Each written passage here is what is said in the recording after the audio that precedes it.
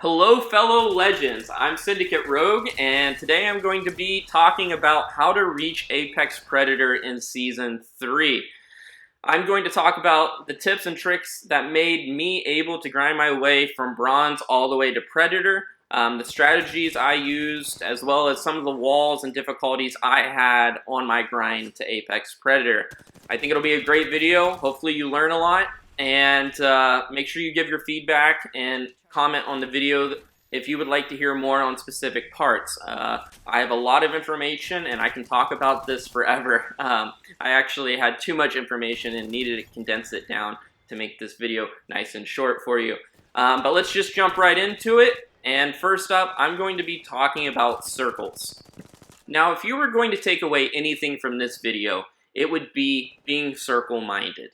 I know from the second that I drop into a game and look at the map, I know immediately where that circle is, and I know how that circle is going to end. And that's just through playing games.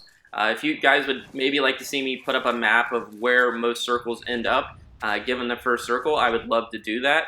But you'll get this from playing. Just playing a bunch of games, whether it's in pubs or it's in ranked, you'll learn that, oh, the circle's smack dab in the middle.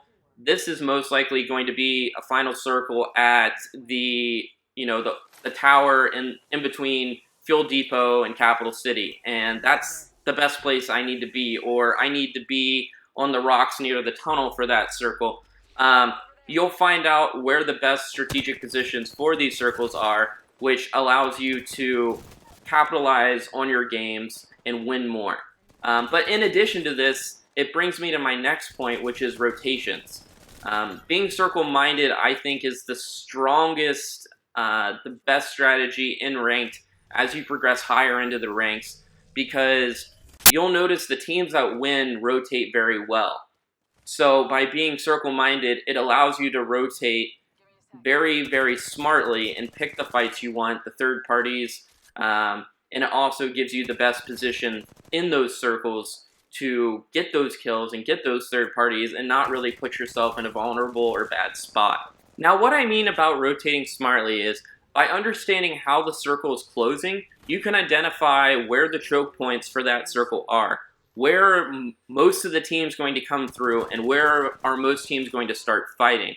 This becomes very valuable, especially in the third and fourth circle when you have 15 teams still up in a very small circle. By rotating early, you get yourself and your team the best position, and this will allow you to win more games because you can third party from a distance, you can third party when you feel like it's the smartest play, and you can really pick the fights that you can win easily just by rotating early, getting the best position, and holding that position before another team tries to rotate in there.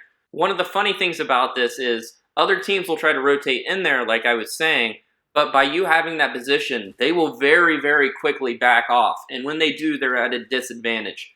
So by rotating early, I may have mentioned this, but you can get a lot of easy third parties where you are very, very, very strongly in the advantage. So you can pick up a lot of kills this way and set yourself in a great position to go into endgame and get the RP that you need to progress.